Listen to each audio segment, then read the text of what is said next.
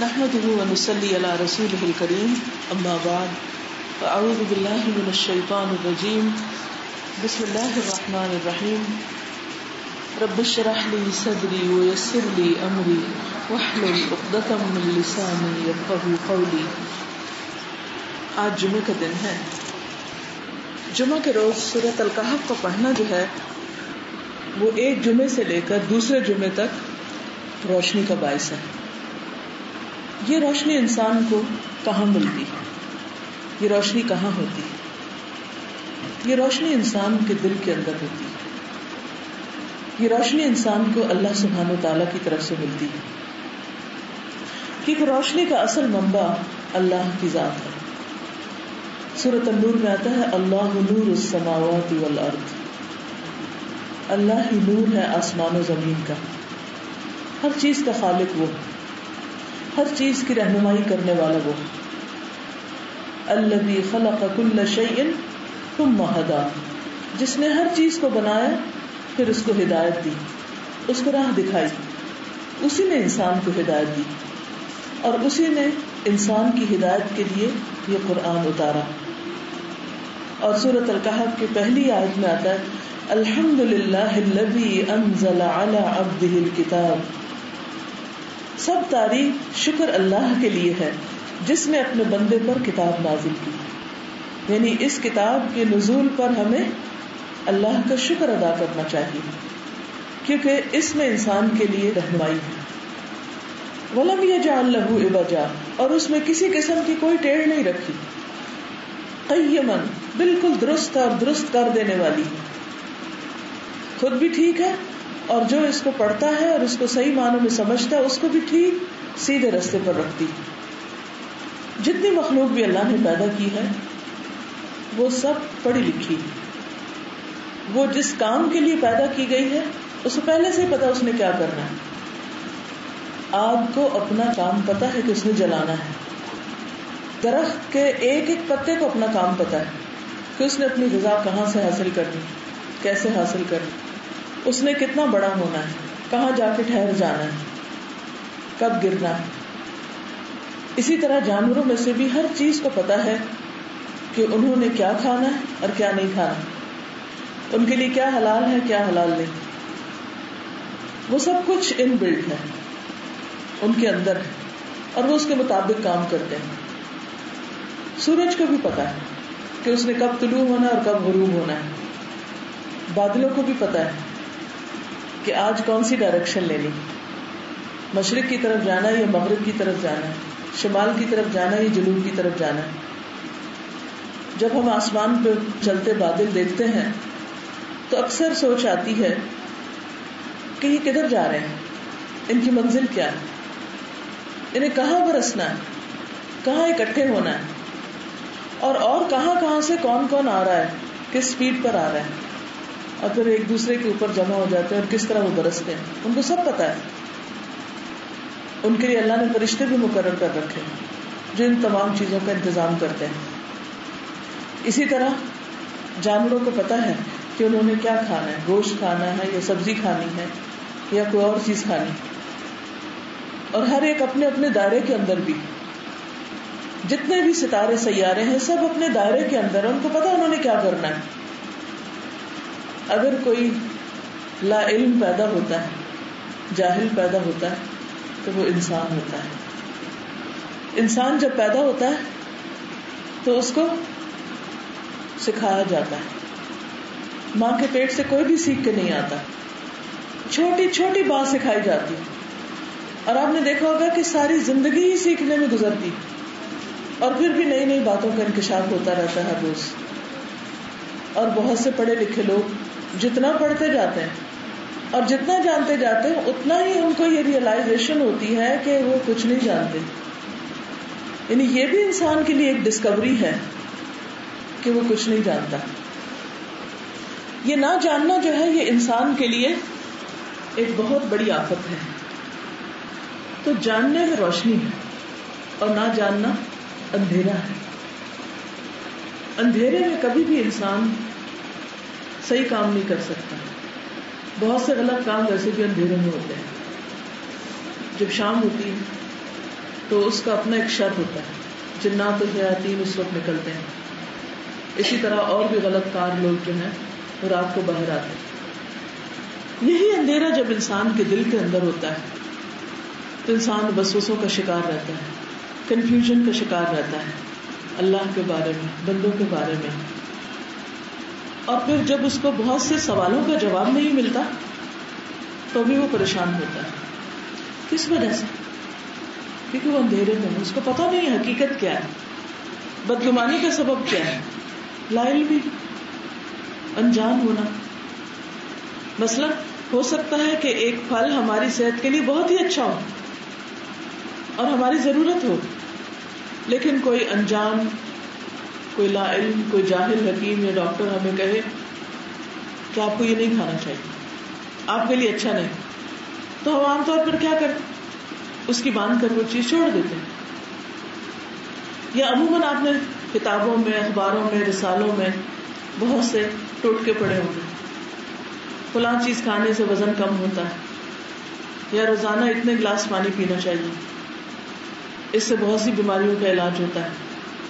یہ بات کتنی عام ہے، لیکن آپ کو معلوم ہے کہ جو مریض ڈائلسس پہ ہوتے ہیں ان کو کتنا پانی دیا جاتا ہے. جس غریب کی کڈنی پہلے ہی کام نہیں کر رہی یا آدھی کام کر رہی ہے، اس کے لیے تو پانی موت ہے. کہ اس کو کوئی نسخہ بتا دے کہ روز تم صبح 8 گلاس پانی پی لو تو تمہاری بیماری دور ہو جائے گی، وہ تو الٹا مر جائے گا. تو کسی بھی چیز کے بارے میں جہالت انسان کو ہلاکت کی طرف لے جاتی ہے. اور سب سے بڑی جہالت اور سب سے بڑا اندھیرا خود انسان کا بعض اوقات اپنے بارے میں ہوتا ہے. انسان اپنے آپ کو نہیں جانتا ہوتا، اپنی غلطیوں کو نہیں جانتا، اپنی کوتاہیوں کو نہیں جانتا.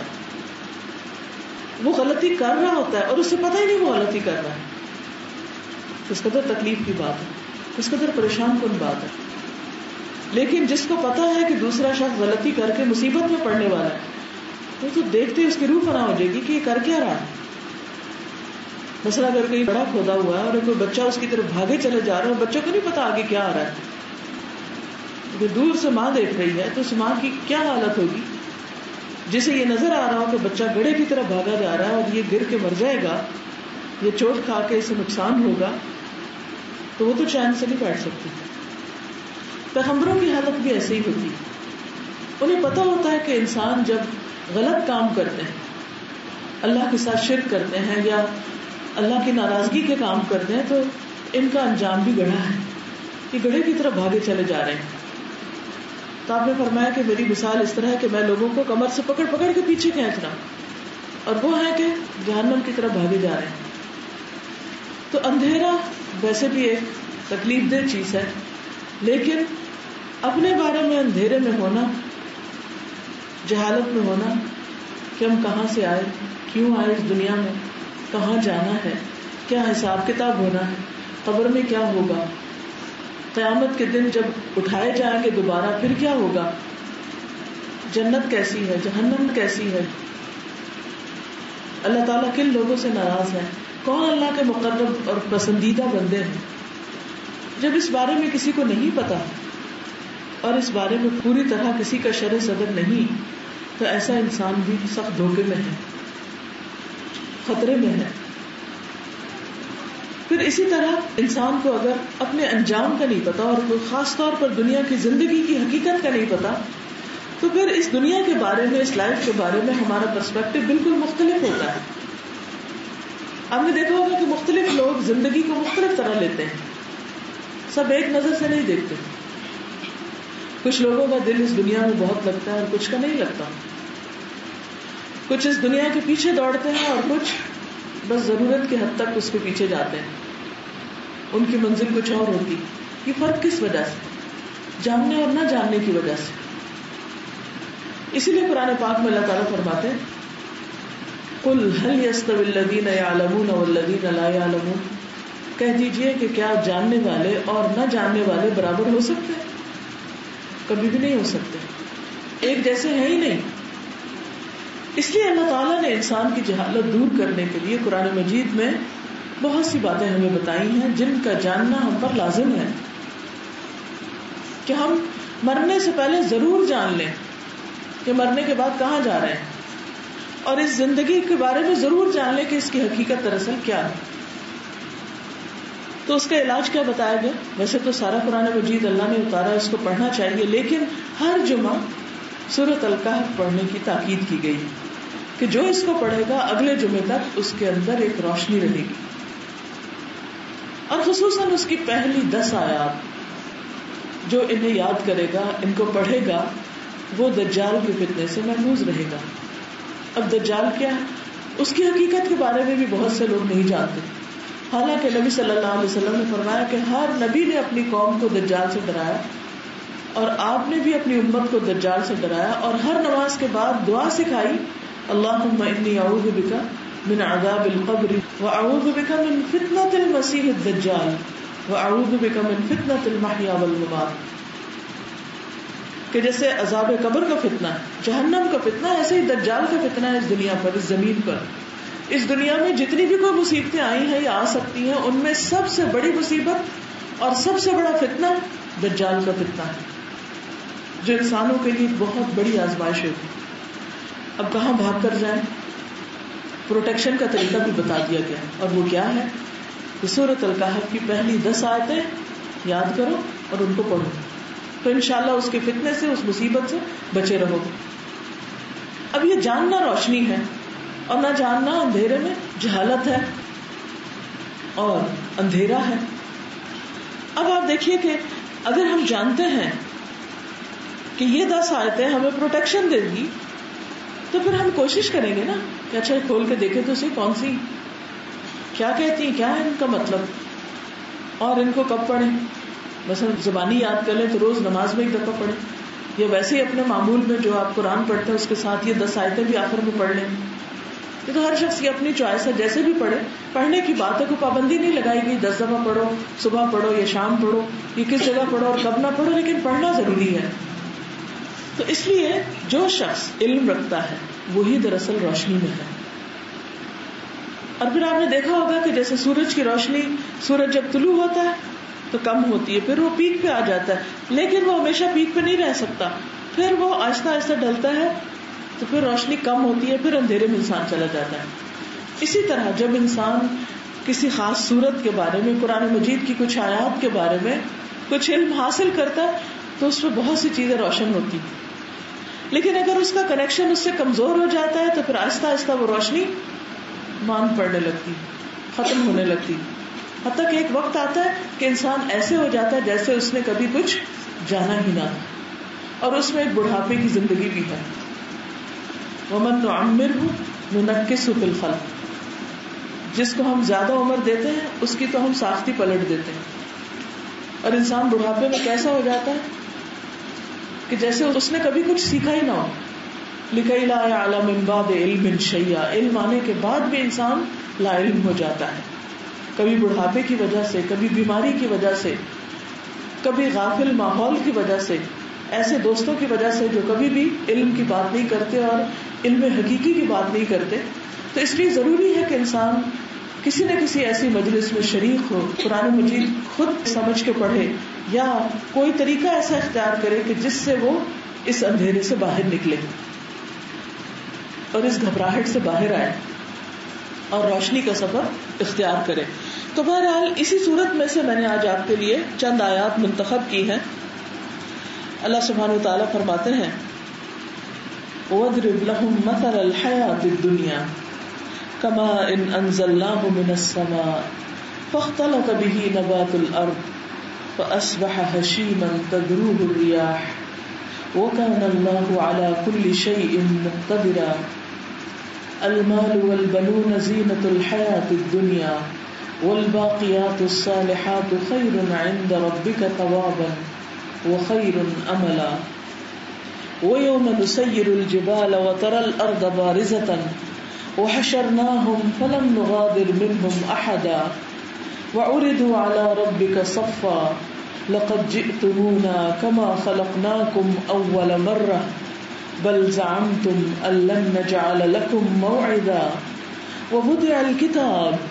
وَوُضِعَ الْكِتَابُ فَتَرَى الْمُجْرِمِينَ مُشْفِقِينَ مِمَّا فِيهِ وَيَقُولُونَ يَا وَيْلَتَنَا یا ویلتنا ما لهذا الكتاب لا یغادر صغیرۃ ولا کبیرۃ الا احصاها ووجدوا ما عملوا حاضرا ولا یظلم ربک احدا.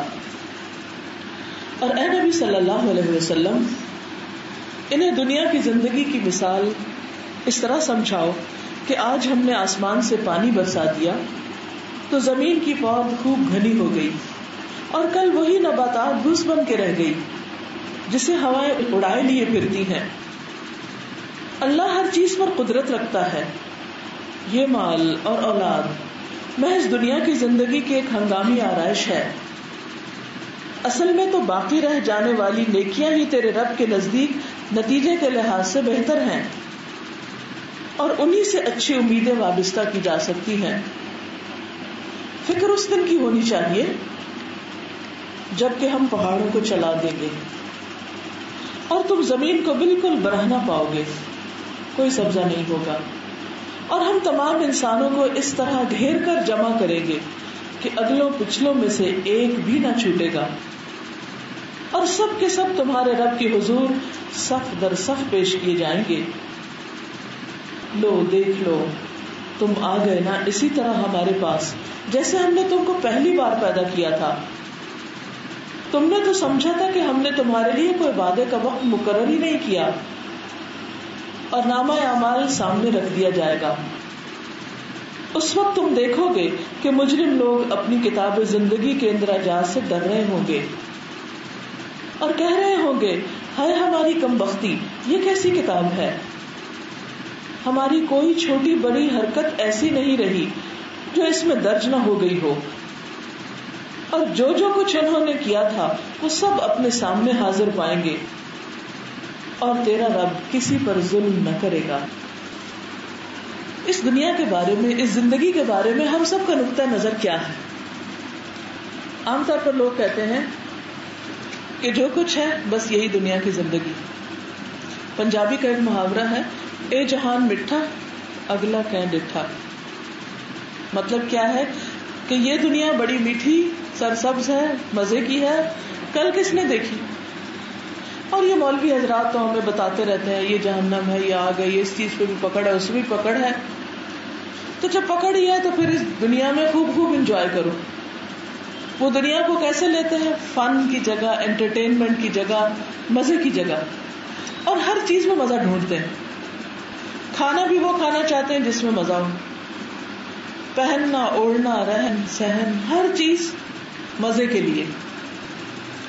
اور جب ایک چیز کا مزہ حاصل کر لیتے ہیں تو وہ ختم ہو جاتا ہے، تو پھر اس سے اگلے کی تلاش میں، اس سے اگلے کی تلاش میں.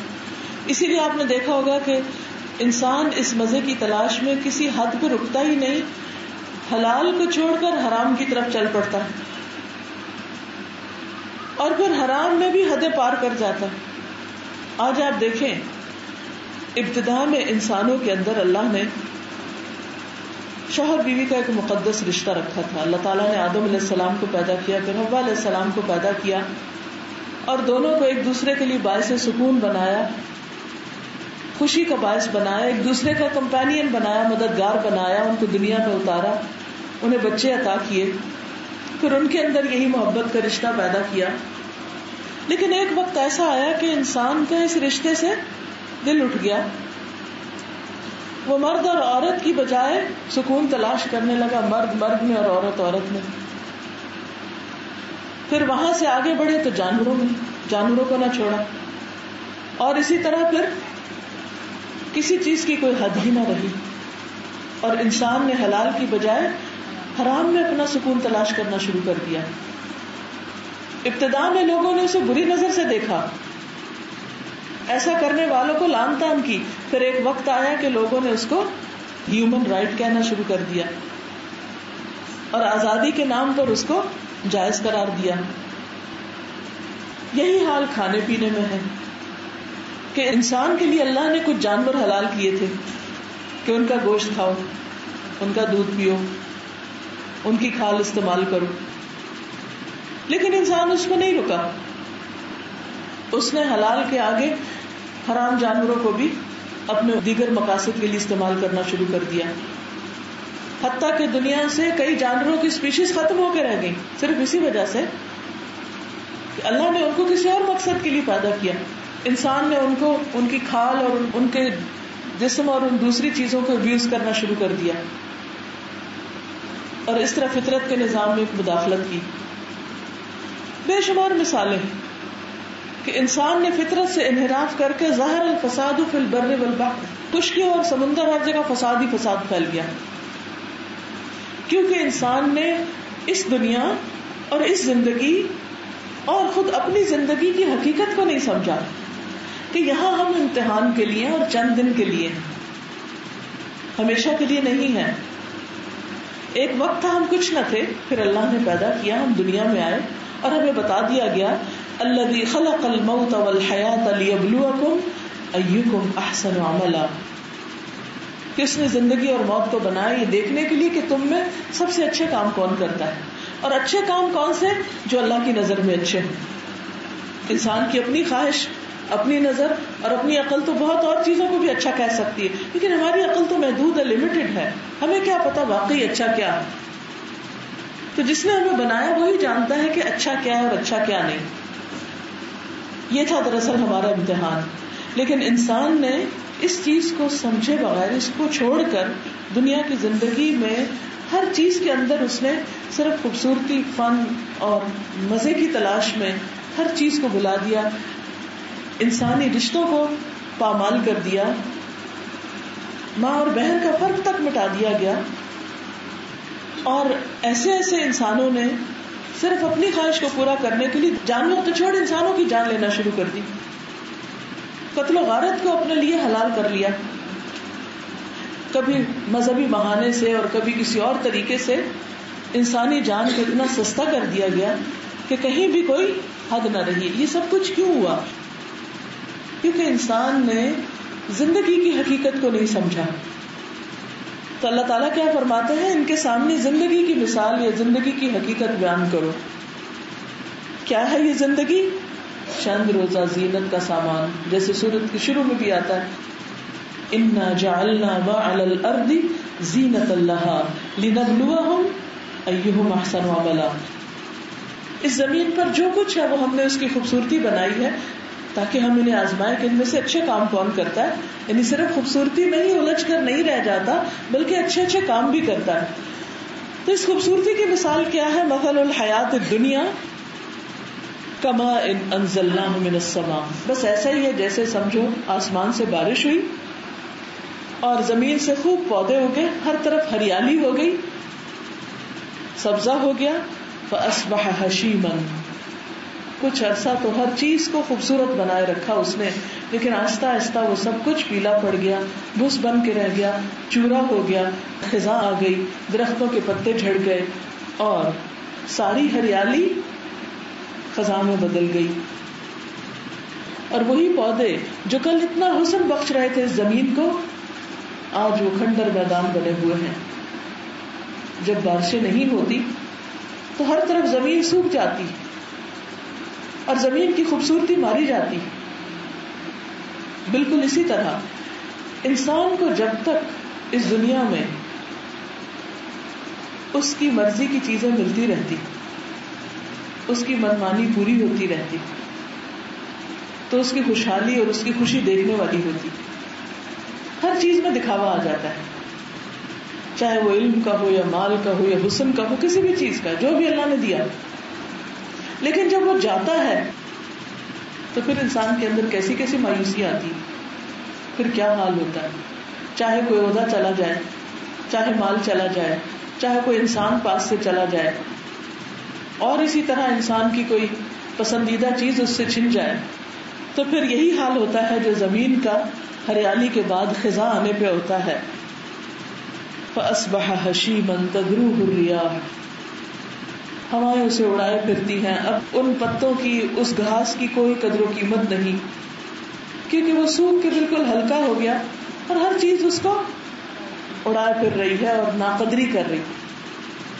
یہ اڑائے پھرنا، ہلکا ہونا، اب اس کی کوئی ویلیو نہیں، اس کا کوئی ٹھکانہ نہیں، اس کا کوئی مقام نہیں، اس کو کوئی پوچھتا نہیں، اس کی کوئی قیمت نہیں. اور کیا یہ حقیقت نہیں کہ جب انسان کے پاس دنیا ہوتی ہے تو اپنے پرائے سب دوست ہوتے ہیں، اور جب دنیا جاتی ہے تو ان کے رشتہ بھی اجنبی ہو جاتے ہیں.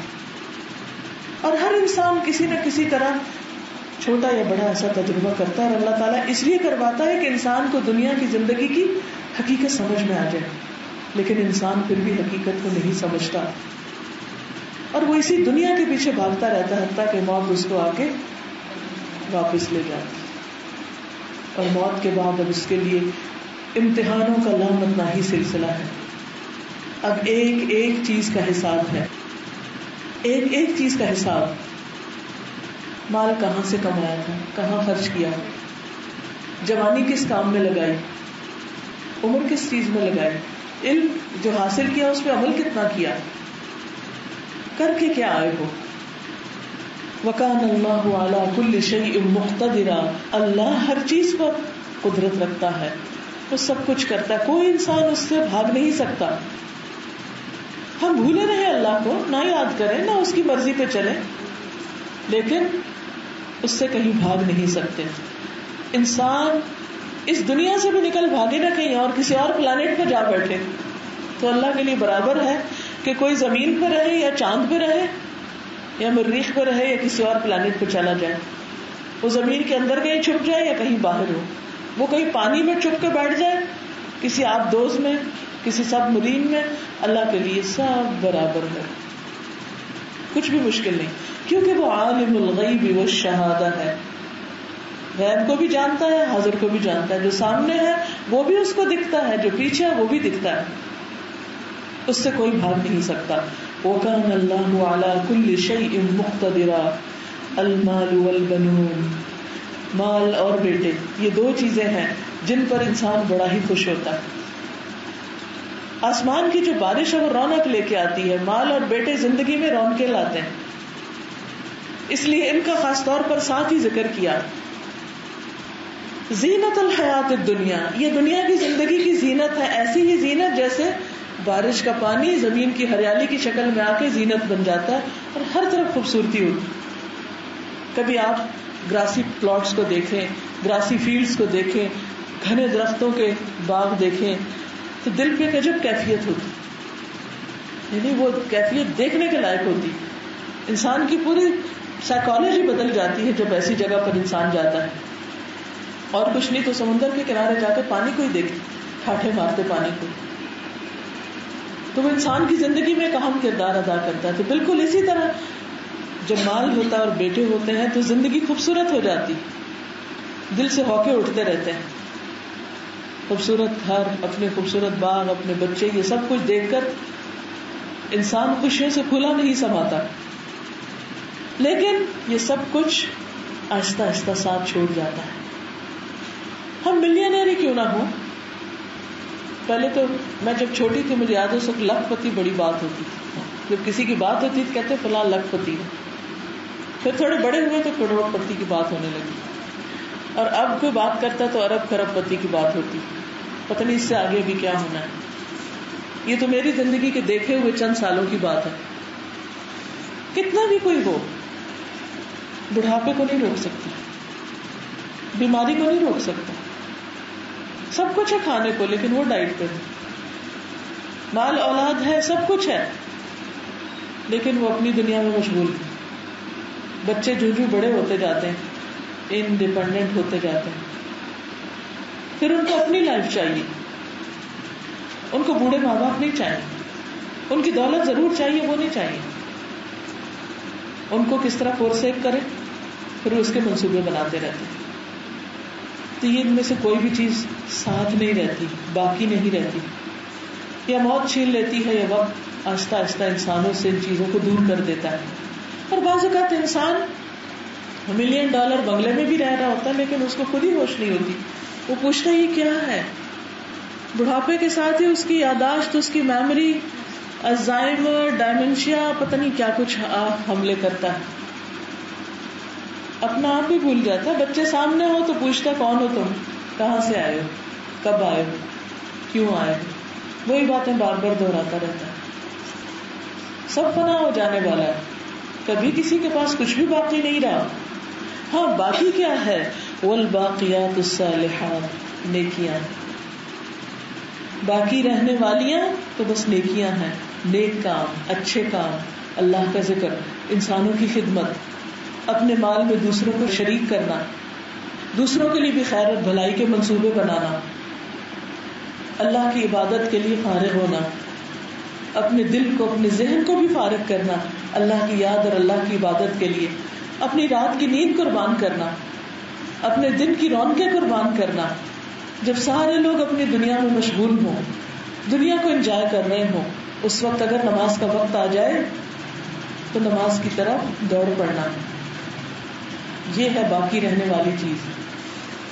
لیکن جب ہمارے نفس کو مزہ آ رہا ہوتا ہے، جب ہم انجوائے کر رہے ہوتے ہیں کچھ، تو پھر کون جائے نماز کے لیے، کون جائے قرآن پڑھنے، کون بیٹھ کے ذکر کرے، کون اللہ کی یاد میں روئے، کون آخرت کو یاد کرے. اس وقت اگر کوئی ذکر بھی کر دے تو کہے تم نے اس سے مزہ کرکرا کر دیتے. سننا بھی نہیں چاہتے، جاننا بھی نہیں چاہتے، خود جان بوجھ کے اندھیرے میں رہنا چاہتے ہیں، لیکن آخر کب تک؟ والباقیات الصالحات خیر عند ربک ثوابا، ثواب کے اعتبار سے تیرے رب کے نزدیک یہی بہتر ہیں. وخیر عملا، اور جن سے اچھی امیدیں وابستہ کی جا سکتی ہیں کہ جن کو کر کے تمہارا انجام اچھا ہو سکتا ہے. مال بیٹے آج اچھے لگتے ہیں، لیکن انجام کے اعتبار سے اگر ان دو چیزوں سے صحیح کام نہ لیا جائے، کیونکہ مال بھی انسان کے لیے صدقہ جاریہ بنتا ہے اور بیٹے بھی بنتے ہیں، اگر ان کو صحیح جگہ پر استعمال کیا جائے اور صحیح تربیت کی جائے، اور اگر وہ نہ کی جائے تو وہ وبال جان بنتے ہیں دنیا میں بھی اور آخرت میں بھی. لیکن باقی رہنے والی ہیں وہ جن کو ہم چھوڑے رہتے ہیں، جن کو ہم بھولے رہتے ہیں، جن کو ہم نہیں کرنا چاہتے، وہ باقی رہتی، وہ کل کام آنے والی. جب سب ساتھ چھوڑ جائیں گے، جب ہم مال چھوڑ کے، گھر چھوڑ کے، بنگلے چھوڑ کے خالی ہاتھ جائیں گے، اس وقت وہ نیکیاں ساتھ جائیں گی. جب قبر میں لٹایا جائے گا سارے واپس چلے جائیں گے، نماز، روزہ، حج، زکوٰۃ، ذکر، اذکار، لوگوں کی خدمت، صدقہ خیرات جو کیا ہوگا، لوگوں کی بھلائی کے کام کیے ہوں گے، وہ چاروں طرف آ جائیں گے. لیکن اگر وہ اب اکٹھے نہیں کیے تو اچانک وہاں کچھ بھی نہیں پہنچے گا، کوئی اپنے حصے کا تو دے کے بھی نہیں آئے گا. تو اس لیے بہت ضروری ہے کہ ان کا بندوبست کریں، آج کریں، اس جگہ کی تیاری آج کریں، جو باقی رہنے والی چیز ہے اس کو ساتھ رکھیں. مگر یہ کانسیپٹ سمجھنا ہی بڑا مشکل ہے. آپ دیکھیں کہ مثلا اگر ہم جاب کرتے ہیں، پتہ ہے چند پیسے ملتے ہیں ہمیں اس سے، تو جتنے بھی مل جائیں، جتنے بھی اکٹھے کر لیں، باقی نہیں رہ سکتے. مال کا لفظ عربی زبان میں مالا یمیلو کا مطلب ہوتا ہے ڈھل جانے والی چیز، جس نے پاس رہنا ہی نہیں، یقینی طور پہ اس نے دوسروں کے پاس چلے جانا ہے. چاہے آپ کچھ خریدیں تب چلا جاتا ہے، رکھیں تو چوری ہونے کا ڈر ہوتا ہے، کسی نہ کسی طرح آگے پیچھے ہو جاتا ہے، یا پھر مر جاتے ہیں تو اور لوگ بانٹ لیتے ہیں اس کو. انسان کے لیے تو بس اس میں سے اتنا ہی ہے جو اس نے کھا لیا یا پہن لیا، دیٹس اٹ. ہاں مال میں سے بھی وہ باقی رہے گا جو اپنے ہاتھ سے آگے بھیج دیں گے، یا ایسے کاموں میں لگا کے جائیں گے کہ بعد میں ان کا پروفٹ ملتا رہے گا. ایسی انویسٹمنٹ اپنی زندگی میں خود کر کے جائیں گے، یا پھر 1/3 میں سے وصیت کر کے جائیں گے مرنے کے بعد جو چھوڑا ہوا مال ہے اس میں سے. لیکن وہ کتنے لوگ کرتے ہیں؟ اگر ہم سب یہ کرتے ہوتے تو آج انسانوں کا یہ حال نہ ہوتا جو بعضوں کا جانوروں سے بھی نچلی سطح پہ زندگی بسر کر رہے ہیں. بہت سے لوگ اس شہر میں ایسے ہیں جن کے گھر میں رات کو چولہا نہیں جلتا، رات کا کھانا نہیں پکتا، بھوکے سوتے ہیں، اور بعض اوقات اسی وجہ سے جرائم ہوتے ہیں، چوریاں ہوتی ہیں، کیونکہ ان کو ان کا حق پہنچا ہی نہیں اور وہ چھین کے کھانا چاہتے ہیں. تو بہرحال باقی رہنے والیاں تو نیکیاں ہیں جو اپنی زندگی میں کریں گے یا ایسے کام کر کے جائیں گے جو بعد میں فائدہ دیں گے. اور بیٹے بھی صرف اس وقت فائدہ دیں گے جب ان کو اچھا اخلاق تمیز سکھائیں گے. صرف ان کی زندگی یا ان کو مال کمانے کے طریقے نہیں سکھائیں گے، بلکہ ان کو دوسروں کو دینے کے طریقے سکھائیں گے. عبدالستار ایدھی کو کیسے دینا آیا؟ میں نے اس کی بایوگرافی پڑھی تھی تو لکھتا ہے کہ میری ماں مجھ سے ہر روز صدقہ کرواتی تھی، ماں نے سکھایا تھا، اس نے دینا سکھایا تھا تو بڑے ہو کے دینے کی عادت پڑی. ہم اپنے بچوں کو کتنا دینا سکھاتے ہیں، ان سے کیا دلواتے ہیں. بلکہ ان کو تو یہ کہتے ہیں کسی کو دکھانا نہیں, کسی سے شیئر نہیں کرنا, سنبھال کے رکھنا, گمانا نہیں. اچھی بات ہے نہیں گمانا, لیکن دینے کی عادت تو ان کو بچپن سے ہی ڈالنی پڑے گی کہ دوسروں کے لیے جیو. اور بیٹے اگر ان کو دین سکھائیں گے تو ہی کل وہ ہمارے لیے دعا کریں گے, تو ہی وہ ماں باپ کی خیر و بھلائی یاد کریں گے, تو ہی وہ آپ کو آپ کے حقوق دیں گے. لیکن عموماً ہم جو اپنے لیے چاہتے ہیں دنیا, وہی اپنے بچوں کے لیے اس سے بھی بڑھ کے چاہتے ہیں. اس لیے وہ نماز پڑھیں یا نہ پڑھیں, وہ کوئی دین کی بات سیکھیں یا نہ سیکھیں, اس کے لیے اتنی تڑپ نہیں ہوتی جتنی تڑپ ہمیں ان کی دنیا کی ہے. تو پھر وہ خود بھی محروم رہتے ہیں اور ہمیں بھی ثواب سے محروم رکھیں گے اگر ہم نے اپنی اصلاح نہ کی اور باقیات الصالحات کی طرف توجہ نہ دی. اور یہ دن تو سامنے پیش آنا ہی ہے. وَيَوْمَ نُسَيِّرُ الْجِبَالَ وَتَرَى الْأَرْضَ بَارِزَةً, اور جس دن ہم پہاڑوں کو چلا دیں گے, قیامت کے دن یہ پہاڑ چلنے لگیں گے. یوٹیوب پہ میں نے ایک ویڈیو دیکھی تھی جس میں شاید رشین کوئی اسٹیٹ تھی, کوئی علاقہ تھا, نام مجھے یاد نہیں, آپ کو بھی دیکھے تو آپ کو بھی مل جائے گی. اس میں پہاڑ باقاعدہ چل رہا ہے اور لوگ بھاگ رہے ہیں آگے آگے, کیونکہ پہاڑ چلتا چلا آ رہا ہے, بالکل قیامت کا نقشہ ہے. اب آپ خود سوچیں, جیسے کراچی میں بھی ایک اینڈ پہ پہاڑ ہے, اگر وہ چل کے آبادیوں کی طرف آنے لگے تو کدھر جائیں گے ہم, آگے تو سمندر ہے. وَيَوْمَ نُسَيِّرُ الْجِبَالَ, اور ایک دن آنا ہے جب پہاڑوں میں چل پڑنا ہے. وَتَرَى الْأَرْضَ بَارِزَةً, اور تم دیکھو گے زمین بالکل فلیٹ ہو گئی, بالکل سیدھی. وَحَشَرْنَاهُمْ, وہ دن ہوگا سب کو اکٹھا کرنے کا, تو اس لیے ہم ان کو اکٹھا کر لیں گے. قیامت کے دن زمین بالکل سفید میدے کی روٹی کی طرح پلین ہموار ہوگی اور ہر شخص کے لیے اس پر صرف کھڑے ہونے کی جگہ ہوگی. فَلَمْ نُغَادِرْ مِنْهُمْ أَحَدًا, اور ہم ان میں سے کسی ایک کو بھی نہیں چھوڑیں گے, سب کو ادھر کھڑے ہونا پڑے گا. دنیا میں ایسا ہوتا ہے نا, جب ہمیں کوئی بلائے تو ہم ایکسکیوز کر دیتے ہیں, کہیں اور چلے جاتے ہیں, سنی کر دیتے ہیں. لیکن حشر کا آوازہ ایسا ہوگا, سور اس طرح پھونکا جائے گا, ایک شخص بھی اپنی جگہ چھپا نہیں رہ جائے گا, سب سامنے آ جائیں گے. وَعُرِضُوا عَلَىٰ رَبِّكَ صَفًّا, اور کیسے سامنے آئیں گے, تیرے رب کے سامنے لائن قطار پیش کیے جائیں گے, کوئی بھگدڑ بھیڑ نہیں ہوگی, سب لوگ لائنز میں ہوں گے. اگر آپ اولمپکس کو دیکھیں تو کس طرح لوگ جو دیکھنے والے تماشائی ہوتے ہیں, یا کسی بھی گیم کو دیکھیں, کسی بھی اسٹیڈیم میں آپ دیکھیں تو کیا ہوتا ہے, کیسے لوگ لائنوں میں بیٹھے سب مشاہدہ کر رہے ہوتے ہیں. یا پھر حرم کی تصویر کوئی آپ دیکھیں نماز میں, کس طرح ایسا لگتا ہے جیسے کسی نے بیٹھ کے لکیریں لگائی, حالانکہ ایک اذان پہ سب فٹافٹ لائنیں بنا لیتے. حشر کے میدان میں بھی لوگ لائنوں میں ہوں گے, یہ یاد رکھیے. تو نیکسٹ ٹائم جب آپ خانہ کعبہ کی تصویر دیکھیں اور اس کے آس پاس لائنیں دیکھیں تو سمجھیں یہ بھی حشر کی ایک چھوٹی سی جھلک ہے, اور میں بھی یہیں کہیں کھڑی ہوں اس میں.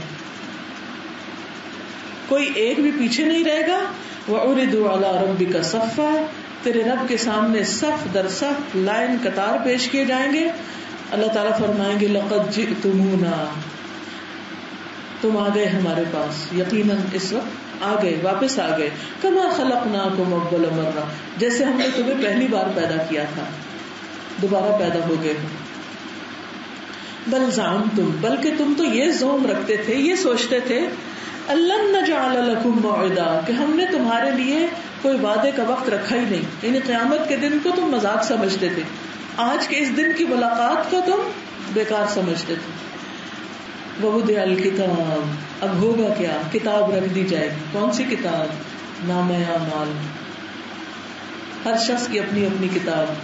ایک اور جگہ پر آتا ہے وَإِذَا الصُّحُفُ نُشِرَتْ, جب صحف یعنی انسان کی جو صحیفے ہیں, اس کے نامہ اعمال ہیں, وہ پھیلا دیے جائیں گے, ہر ایک کو دے دیے جائیں گے. وَوُضِعَ الْكِتَابُ فَتَرَى الْمُجْرِمِينَ مُشْفِقِينَ مِمَّا فِيهِ, تم دیکھو گے کہ مجرم ڈر رہے ہیں. کس سے؟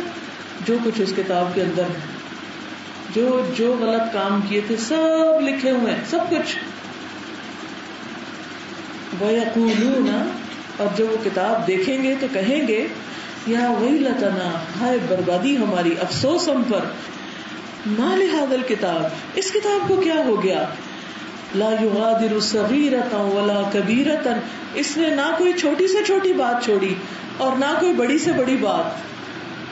الا احصاها, مگر اس نے اس کو گن کے لکھ لیا, شمار کر لیا, کچھ بھی تو نہیں چھوڑا. جب ہم بول رہے ہوتے ہیں، جب ہم کچھ کر رہے ہوتے ہیں، کتنی دفعہ ہمیں خیال آتا ہے کہ یہ لکھا جا رہا ہے، جو حرکتیں ہم کر رہے ہیں سامنے یا چھپ کے، کتنی دفعہ ہمیں یاد رہتا ہے کہ یہ سب لکھا جا رہا ہے اور یہ سب نامہ اعمال میں محفوظ ہو رہا ہے، اور یہ قیامت کے دن سامنے لا کے رکھا جائے گا، کیونکہ یہ اللہ نے بات کی ہے اور اللہ کی بات جھوٹی بات نہیں ہوتی، یہ سچی بات ہے، کیونکہ ہم سب ایمان رکھتے ہیں قرآن سچا ہے۔ اور اس میں کوئی لمبی چوڑی تفسیروں کی ضرورت نہیں، کوئی بھی آپ ٹرانسلیشن اٹھا لیں، انگریزی کی اٹھا لیں، اردو کی اٹھا لیں، فارسی کی اٹھا لیں، سندھی کی اٹھا لیں، جو آپ کی زبان ہے جس میں آپ کو پڑھنا سمجھنا آسان ہے۔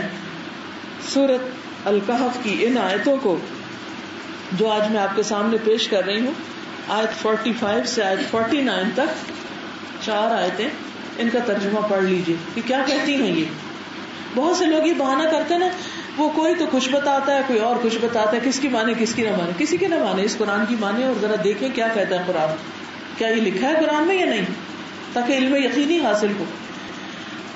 تو یہ قرآن ہی کہتا ہے کہ انسان اس کتاب کو دیکھ کے کہے گا یہ کیا ہوا، اس کو مجھے یاد بھی نہیں، یہ میں نے کیا تھا، یہ میں نے کہا تھا، اور وہاں تو کوئی جھٹلا بھی نہیں سکے گا۔ آج کیا ہوتا ہے دنیا میں، جب کسی کو بلا کے کہا جاتا ہے تم نے یہ بات کیوں کہی، تو انسان صاف مکر جاتا ہے، چاہے اس نے کہی بھی ہو تو کیا کہتے ہیں عام طور پر، نہیں میں نے نہیں کہی، مجھے نہیں پتا میں نے کب کہی تھی، حالانکہ اس کا ضمیر بھی گواہی دے رہا ہوتا کہی تھی، یا یہ کہ اس کو یاد ہی نہیں ہوتا کہی تھی، کہہ کے بھول جاتا ہے انسان، لیکن یہ کتاب نہیں بھولے گی، سب کچھ لکھا ہوگا۔ وَوَجَدُوا مَا عَمِلُوا حَاضِرًا، اور وہ پالیں گے جو بھی انہوں نے عمل کیا ہوگا اپنے سامنے حاضر، سارے اعمال ان کے سامنے حاضر کر دیے جائیں گے، یہ سامنے دکھا دیے جائیں گے۔ اور آج کے دور میں یہ بات سمجھنا تو کچھ بھی مشکل نہیں، جیسے کسی مووی کو آپ دیکھتے ہیں، اپنی پرانی کوئی تصویر دیکھتے ہیں تو آپ کو یاد نہیں ہوتا اچھا میرے یہ کپڑے ہوتے تھے، فلاں کی شادی پہ یہ کھانا کھایا تھا، کچھ یاد نہیں، لیکن وہ جب دیکھتے ہیں تو سب کچھ سمجھ آنے لگتا ہے کہ اوہ اچھا ایسا تھا۔ وَلَا يَظْلِمُ رَبُّكَ أَحَدًا، اور تیرا رب کسی پہ بھی ظلم نہیں کرے گا۔ کیوں؟ ظلم تو وہ کرے نا کہ جس کو پتا نہ ہو کہ دوسرا سچ کہہ رہا ہے یا جھوٹ کہہ رہا ہے، جس کو سب پتا ہو، اندر کا باہر کا، دلوں کے حال، ظاہر باطن سب کچھ، وہ تو جو کچھ اس کے سامنے ہے اس کے مطابق وہ فیصلہ کر دے گا۔ اور ہر انسان کو کیا ملے گا؟ وَوَجَدُوا مَا عَمِلُوا حَاضِرًا، جو عمل کر کے آیا۔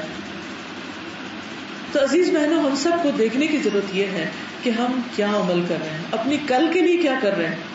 سورۃ الحشر میں اللہ تعالیٰ فرماتے ہیں یا ایھا الذین آمنوا اتقوا اللہ ولتنظر نفس ما قدمت لغد، اے لوگوں اللہ سے ڈرو، اور ہر شخص کو چاہیے کہ وہ دیکھے کہ اس نے اپنی کل کے لیے کیا کیا ہے، وہ کیا اکٹھا کر رہا ہے۔ مال، کون سا مال، حلال حرام جائز ناجائز، کیونکہ سوال ہوگا نا قیامت کے دن کہ مال آیا کدھر سے تھا، کس کا تھا، کہاں سے تھا، چوری تھی، ڈاکہ تھا، رشوت تھی، دھوکہ فریب سے لیا تھا، خراب چیزیں بیچ کے بزنس کیا تھا، کہاں سے کمایا، کسی یتیم کا تم نے ہتھیا لیا، یا کسی قبضہ گروپ میں شامل ہو کے کسی کی پراپرٹی کو ہتھیا لیا۔ ایک حدیث میں آتا ہے کہ جو شخص اگر ایک بالشت بھی کسی کی زمین ناجائز ہتھیائے گا، قیامت کے دن 7 زمینوں کا توق اس کی گردن میں ڈالا جائے۔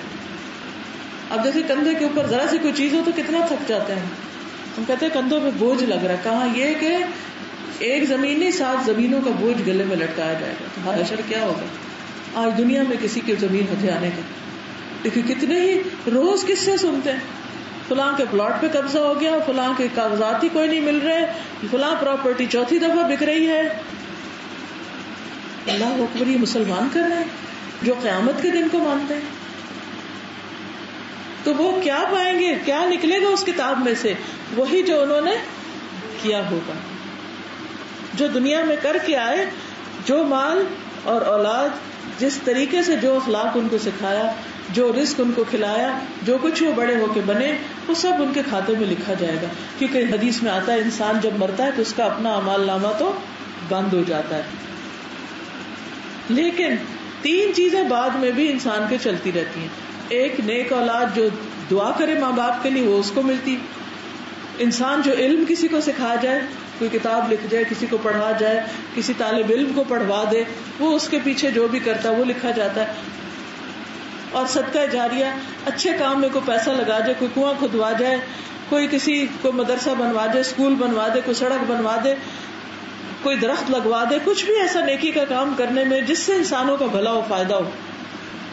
تو جب تک وہ درخت کھڑا ہے، جب تک لوگ اس کا پھل کھا رہے ہیں، جب تک وہ کنویں سے پانی پی رہے ہیں، جب تک اس سڑک پر لوگ آرام سے چل رہے ہیں، اس کو مرنے کے بعد بھی اس کا فائدہ پہنچتا رہے گا. لیکن اگر انسان خود غرضی میں جیتا اور صرف اپنے لیے جیتا اور حلال اور حرام کی پرواہ نہیں کرتا، کل قیامت کے دن کل پھر جواب دہی کرنی ہوگی، بتانا ہوگا. کیونکہ یہی زندگی کی حقیقت ہے جو ان آیات میں بیان کی گئی ہے. عموماً ہم اس کے بارے میں جانتے بھی ہیں تو لا علم رہنا چاہتے ہیں، سوچنا نہیں چاہتے. تو آج کی یہ مجلس صرف سوچنے کی ایک دعوت تھی کہ ہم سب سوچیں کہ کون سی چیزیں ہمارے ہاتھ سے جانے والی ہیں اور کون سی چیزیں باقی رہنے والی ہیں. جو جانے والی ہیں ان کے ساتھ کیا کرنا ہے، اور جو باقی رہنے والی ہیں ان کے لیے کتنی توجہ اور کتنی محنت اور کوشش کرنی. اللہ تعالی ہم سب کو وہ کرنے کی توفیق دے جو ہمارے حق میں بہتر ہو اور ہماری آخرت میں ہمیں فائدہ دے، اور جس سے ہمارا رب ہم سے راضی ہو جائے. وآخر دعوانا ان الحمد للہ رب العالمین. اگر کوئی سوال ہو، آپ کو یہ کوئی بات پوچھنا چاہے تو آپ پوچھ سکتے ہیں.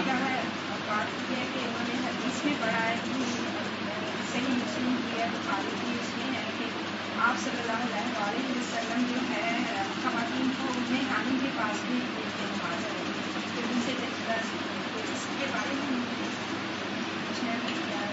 یہ تو میں نے نہیں پڑھا کہیں کہ ام ہانی کے پاس بھیجتے تھے، کیونکہ ام ہانی تو مکہ میں تھی اور نبی صلی اللہ علیہ وسلم کے ساتھ کم ہی رہی ہیں.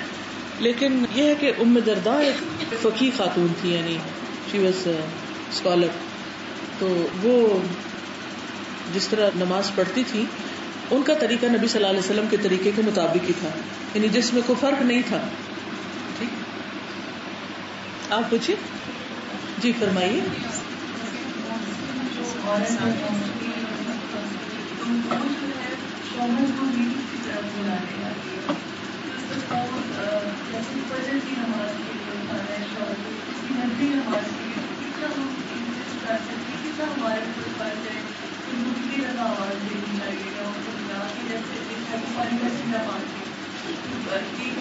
جی، پانی کے چھینٹے کے بارے میں بہت اجر ثواب بتایا گیا ہے، لیکن ایسا ہے کہ جیسے الحمدللہ میرے ہسبینڈ جیسے نماز، ان کو مجھے کبھی مسئلہ نہیں ہوا، جب بھی کہا اٹھ گئے. ہم ایک دوسرے کو اٹھانے والے تھے، لیکن اب بیٹا جیسے بڑا ہو رہا ہے تو بچے آپ کو پتا ہے کہ ان کو سکھانا پڑتا ہے اور ٹائم لگتا ہے. تو میں نے اس کے ساتھ ایک طریقہ رکھا ہوا ہے کہ یہ ٹائم ہے، آپ مجھے بتائیں کتنے بجے اٹھیں گے، تاکہ میں آپ کو اسی وقت اٹھاؤں، تاکہ ان کا ڈیسیژن ہو. اچھا ایک دفعہ اٹھاؤں یا کتنی بار اٹھاؤں، اس وقت تک اٹھاؤں جب تک تم اٹھ جاؤ، یا ایک دفعہ کہہ کے چھوڑ دوں.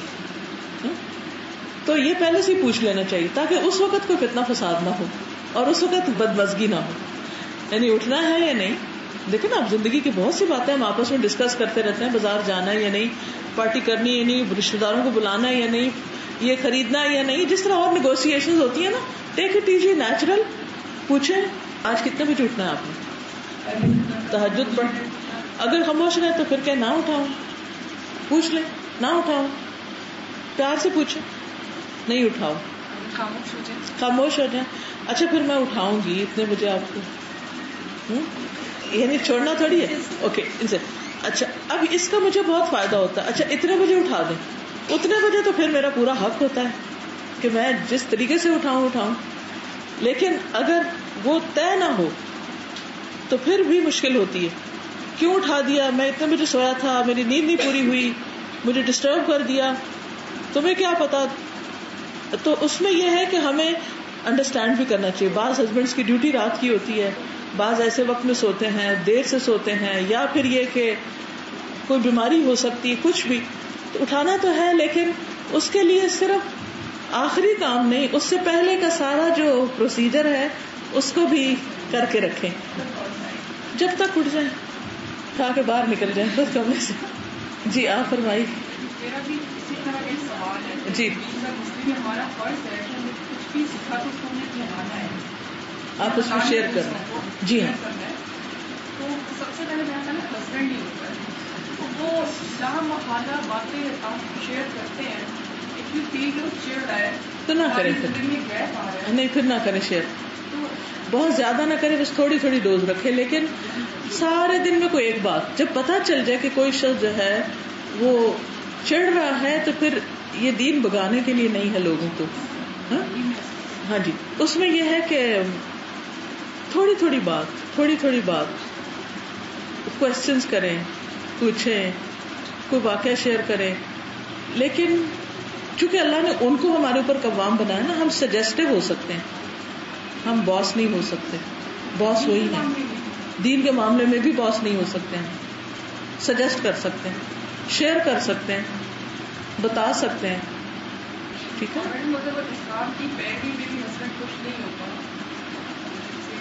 اللہ سے دعا کریں, دل اللہ کے ہاتھ میں ہے. اور طریقوں سے خوش کریں تو اس معاملے کو اگنور کر دیں گے. بعض اوقات بہت سی اور چیزیں ایسی ہوتی نا کہ جس پر ہمارے اختلاف ہوتے ہیں, تو اس پہ آ کے وہ پھر انتہائی گرم ہو جاتی بات. تو اگر ہم دلداری کرنا جانتے ہوں, دل رکھنا جانتے ہوں, دل خوش کرنا جانتے ہوں, تو بہت سے معاملے آسان ہو جاتے ہیں. میرا کوشچن میڈیکل اسٹوڈنٹ, تو خاص کر وہ جیسے کہ ہمارے روٹین بہت ہیکٹک ہو, یا بہت زیادہ اسٹڈیز میں انوالو ہو جاتے ہیں, اینڈ آپ کو پتا ہوتا ہے آپ کے فرمائی کے لائک ریلیشن کے آپ کے بہت امپورٹنٹ ایسپیکٹ آپ کے لائف کا, اس سے الگ چھوڑ نہیں سکتے ہیں. تو ایون جب آپ پری بھی کر رہے ہوتے ہیں تو ایٹ دا بیک آف فرمائی آپ کی کوئی چیزیں چل رہی ہوتی ہیں, اسپیشلی جیسے کہ نیئر ورسز میں ایگزامس آتے ہیں, اسپیشلی آپ کے بیک آف فرمائی اسٹریس چل رہا ہوتا ہے.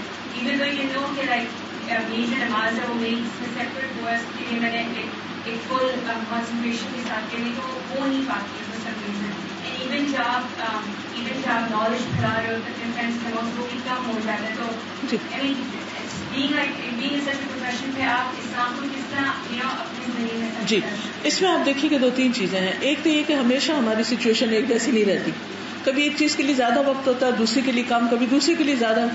جیسے دن رات میں فرق آتا ہے نا, کبھی دن لمبے ہو جاتے ہیں اور رات چھوٹی ہو جاتی ہے, کبھی راتیں لمبی ہو جاتی ہے, دن چھوٹے ہو جاتے ہیں. ایسے ہی ہمارے حالات ہوتے ہیں.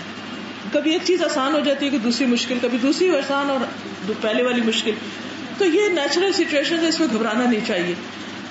اور اسی طرح اسلام پھیلانے کے لیے بھی صرف زبان کی تبلیغ کافی نہیں ہوتی. انسان کا جو عمل ہے, انسان کا رویہ, اور ڈاکٹر تو ایسا پیشہ ہے ماشاءاللہ کہ جس میں آپ مریض کو صرف اسمائل کر کے اور پیار اور ہمدردی سے بات کر لیں تو اس سے بڑی کوئی تبلیغ ہی نہیں. یعنی انسانوں کی جو خدمت ہے بذات خود عبادت ہے, اور اس عبادت کے ذریعے آپ انسانوں کے دل جیتتے ہیں اور ان کو اچھی اچھی باتیں بتاتے ہیں.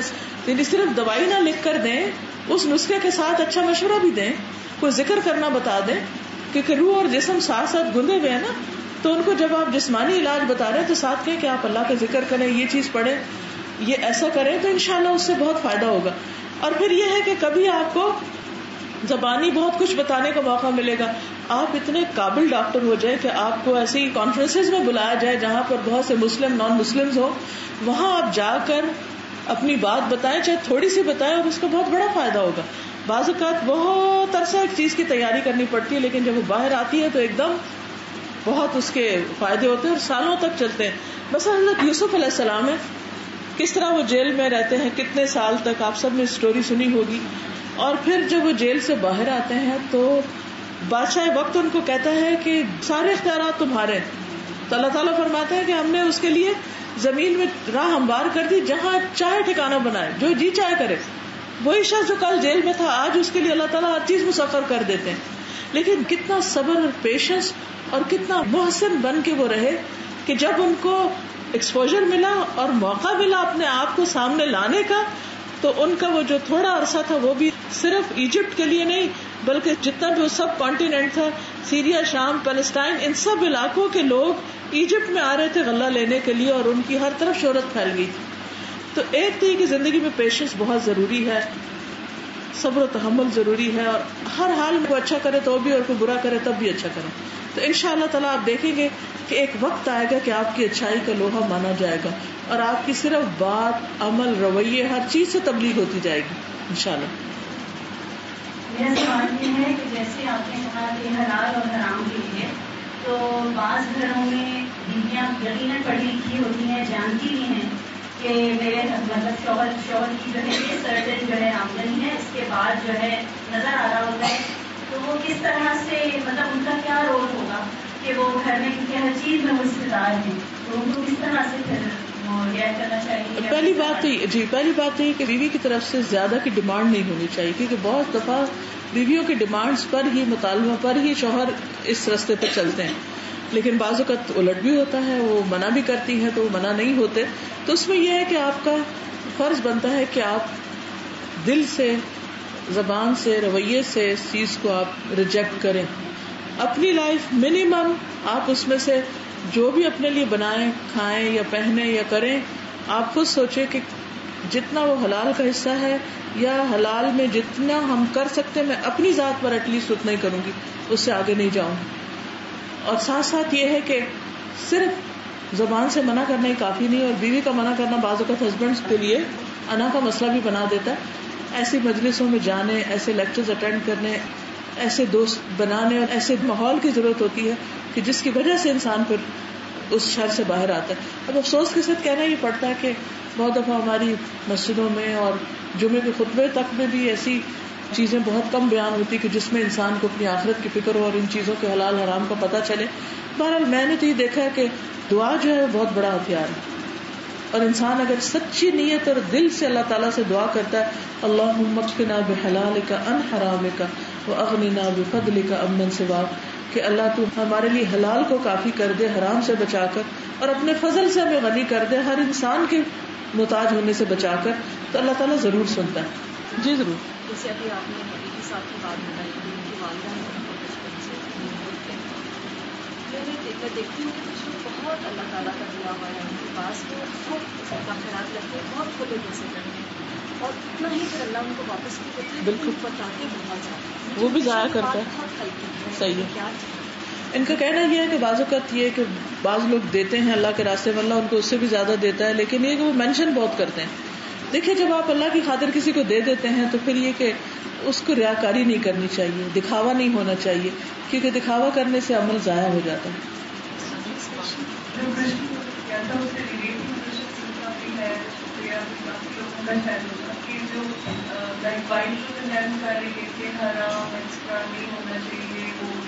بچوں کی ڈیمانڈ جو آج کل ہے، دیکھو یہ ساری چیزیں نا کسی ایک جملے یا ایک لیکچر یا ایک بات سے نہیں بدل سکتی. اس کے لیے کانسٹنٹ محنت کرنی پڑے گی، مسلسل ایک ماحول بنانا پڑے گا، صرف اپنا نہیں دوستوں کا بھی. بچے کیوں ڈیمانڈ کرتے؟ کیونکہ وہ دوستوں کے پاس وہ چیزیں دیکھ کے آتے ہیں تو پھر وہ ہم سے مانگتے ہیں، پھر ہم حلال سے نہیں دے سکتے تو ہم دوسرے طریقے اختیار کرتے ہیں. تو پہلی بات تو یہ ہے کہ آخرت سامنے ہوگی تو ہی دنیا حقیر نظر آئے گی. اگر آخرت بھولی ہوئی تو انسان چاہے گا جو کچھ مجھے ملنا آج مل جائے، چاہے جائز سے ملے چاہے ناجائز سے ملے. تو انشاءاللہ جب آپ کے ہر گھر کے اندر قرآن کی تعلیم ہوگی، تھوڑا تھوڑا اگر آپ اپنے بچوں کے ساتھ شیئر کرنا شروع کریں گے تو ان کا بھی ذہن بدلے گا. اگر آج ہمارے گھر کا حال نہیں ٹھیک ہو رہا تو ایٹ لیسٹ ہم بچوں کو یہ چیزیں آگے یہ ویلیو سکھا کے کل کی زندگی کو سنوارے، شاید ہمارے لیے وہی بخشش کا ذریعہ بن جائے. کسی بچے قرآن کی تعلیم کا شیڈیول ہے کہ گھنٹہ پڑھنا ہے 2 گھنٹہ پڑھنا ہے، اور سکھ ہاں تو تھوڑی بریک لے لیں، ایک مطلب لے لیں تو خدا کی ناراضگی کا نہیں کوئی کم کر دیں، اس کو تھوڑا کر دیں. گھنٹہ پڑھتے تو آدھا کر دیں، آدھا ہے تو 15 منٹ کر دیں، اور ان ٹوٹلی آف بہت عرصے کے لیے نہ کریں پھر عادت لگ جاتی ہے. مطلب اگر آف کرنا چاہیں ہاں بچے تو تھوڑے دن کر سکتے ہیں. مطلب ویسے تو وہ اوبیڈینٹ ہوں، اپنا ریگولر سب کچھ کر رہے ہیں، کوئی حرج نہیں چند دن کے لیے، لیکن نماز نہیں، باقی چیزیں. جی مطلب ایک عورت کا جاب کرنا کتنا امپورٹنٹ ہے؟ مطلب اس نے اچھی تعلیم حاصل کی ہے، میڈیکل میں ہے، جی، اور اس کے ہسبینڈ بھی اس کو سپورٹ کرتے ہیں، لیکن وہ یہ اس کو فورس کرتے ہیں کہ نہیں آپ نہ کرو. لیکن دوسری طرف یہ ہے کہ ایک اچھی تعلیم حاصل کی ہے، وہ یہ چاہتی ہے کہ وہ علم کو پھیلائے اور اس کو یوز کرے. اس میں آپ دیکھیے کہ شادی سے پہلے جتنا کر سکتی ہے کر لے، شادی کے بعد بھی جب تک بچے نہیں پیدا ہوئے کر لے، لیکن جب بچے چھوٹے ہوں، ایسی ایج میں ہوں کہ جب ان کو لک آفٹر کرنا ضروری ہو، تو بیچ میں اگر 5-7 سال وہ وقفہ کر بھی لیتی ہے اپنی جاب کو کوئٹ کر کے یا کم کر کے, تو میں سمجھتی ہوں کہ بہت بڑی انویسٹمنٹ ہے. کیونکہ بچے کو جو ماں کی گود دے سکتی ہے اور جس طرح ماں بچے کو انڈرسٹینڈ کر کے اس کو سکھا سکتی ہے, وہ دنیا کا کوئی دوسرا بندہ نہیں کر سکتا. پھر اس کے بعد جب بچے ذرا بڑے ہو جائیں تو ان کے اسکیڈول کے ساتھ انسان پھر کام شروع کر دے. ہاں, مطلب لیکن اگر آپ ہسبینڈ پھر بھی کہہ رہا ہو کہ نہیں, وہ آہستہ آہستہ مائنڈ چینج ہو جاتا ہے پھر کرتے کرتے.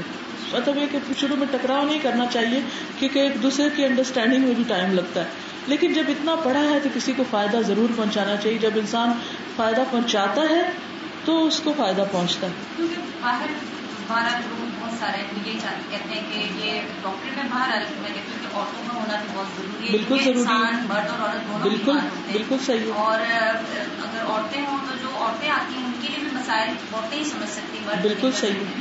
تو وہ ایک طرح سے وہ پیچھے کرٹیسائز کرتے ہیں کہ عورت تو اس کا مقام تو گھر میں ہے, وہ باہر نہیں ہے. نہیں, وہ کوئی غلط کام کر رہی ہوتی, نہیں غلط نہیں کر رہی ہوتی, غلط نہیں کر رہی ہوتی. پھر ہمیشہ ہر سچویشن میں ہم اس کو جنرلائز نہیں کر سکتے.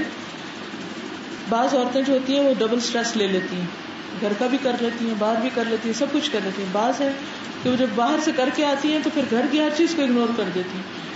تو یہ ایک فارمولہ نہیں. ٹھیک ہے عورت کا اصل مقام گھر ہے, لیکن دین ہی ہمیں بتاتا ہے کہ عورتیں اس دور میں بھی اور بعد میں بھی کام کے لیے باہر جاتی رہی ہیں, اور منع نہیں کیا گیا ایز لانگ ایز اپنی حدود کے اندر ہیں. اصل چیز پھر دیکھنے کی ہے کہ کچھ چیزیں ہماری بنیادی ذمہ داریاں ہیں, کچھ فرائض ہیں, جیسے نماز پڑھنا فرض ہے, جیسے شوہر کی بات ماننا, اس کا حق دینا فرض ہے, اسی طرح بچوں کی تربیت فرض ہے. اگر اس پہ کمپرومائز نہ ہو رہا ہو تو انسان کام کر سکتا ہے. اگر عورت کام نہیں کرے گی تو بہت جگہوں پر تو عورت ہی کی ضرورت ہے, وہ کون پوری کرے گا. السلام علیکم.